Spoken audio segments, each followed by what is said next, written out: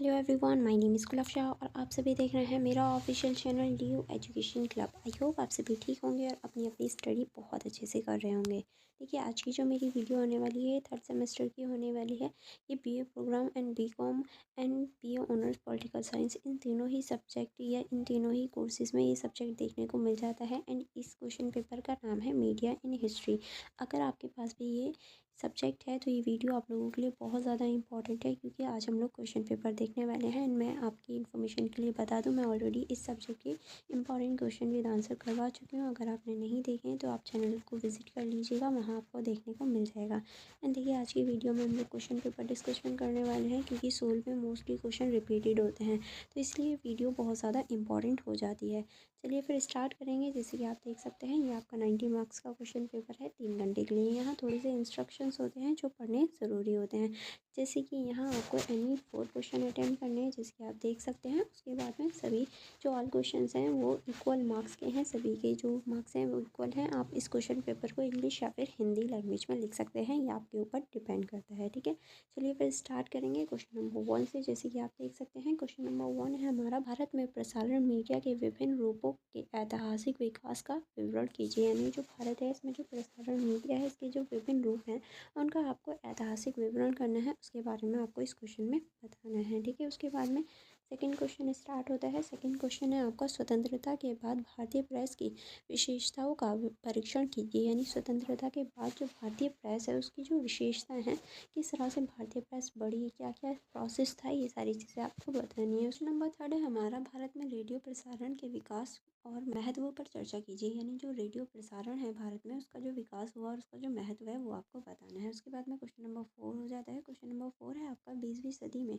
Television के आगमन ने भारतीय मीडिया के परिदृश्य को कैसे बदल दिया। यानी जब 20वीं सदी में टेलीविज़न यानी टीवी आया था, उसके आगमन से यानी उसके आने से भारतीय मीडिया किस तरह से परिवर्तित हुई, किस तरह से उसमें चेंजेस आए, वो आपको बताना है। ठीक है, उसके बाद में क्वेश्चन नंबर 5 हो जाता है आपका, सैटेलाइट टीवी के आगमन का भारतीय समाज पर क्या प्रभाव पड़ा। यानी जब सैटेलाइट टीवी आ गई तो उस पर क्या प्रभाव पड़ा भारतीय समाज का, या ये कहें भारतीय समाज पर इसका क्या प्रभाव पड़ा, ये आपको बताना है। उसके बाद में क्वेश्चन नंबर 6 हो जाता है आपका, भारतीय समाज और राजनीति पर इंटरनेट और सोशल मीडिया के प्रभाव की चर्चा कीजिए। यानी जो भारतीय समाज है और राजनीति है उस पर जो सोशल मीडिया है, यानी हमारे इंटरनेट है, सोशल मीडिया है, जो सोशल मीडिया हैंडल्स होते हैं उनका क्या प्रभाव पड़ता है, ये आपको बताना है। उसके बाद में क्वेश्चन नंबर 7 हो जाता है, दूरदर्शन ने अपनी विकास प्रक्रिया में सूचना रंजन और मनोरंजन दोनों की पूर्ति की, इस कथन की समीक्षा कीजिए। यानी जो दूरदर्शन विकास प्रक्रिया थी, या जो दूरदर्शन आपने चैनल देखा होगा दूरदर्शन का, उस टाइम पे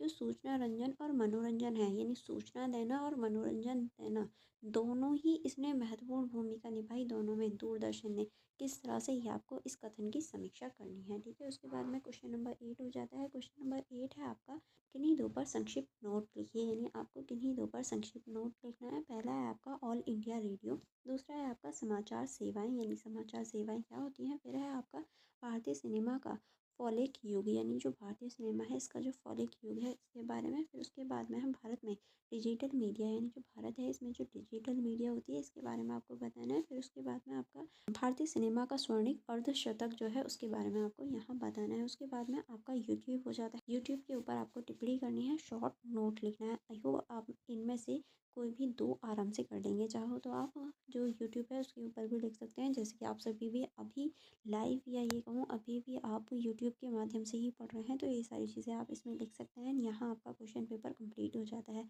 अगर कोई डाउट या कोई प्रॉब्लम रहती है तो आप मुझसे कमेंट बॉक्स में पूछ लीजिएगा। अदरवाइज़ आप वीडियो को लाइक करना एंड अपने फ्रेंड्स के साथ ज़रूर शेयर करना, ताकि आप लोग एंड आपके फ्रेंड्स भी देख पाएँ कि किस टाइप से क्वेश्चन पूछे जाते हैं। एंड आप मेरे यूट्यूब चैनल पर विजिट करके इसके जो इंपॉर्टेंट नोट्स हैं यानी इंपॉर्टेंट क्वेश्चंस हैं वो भी चेकआउट कर सकते हैं। चलिए फिर हम मिलेंगे नेक्स्ट वीडियो में। आप वीडियो को लाइक करना एंड अपने फ्रेंड्स के साथ शेयर करना मत भूलिएगा। Thank you for watching everyone.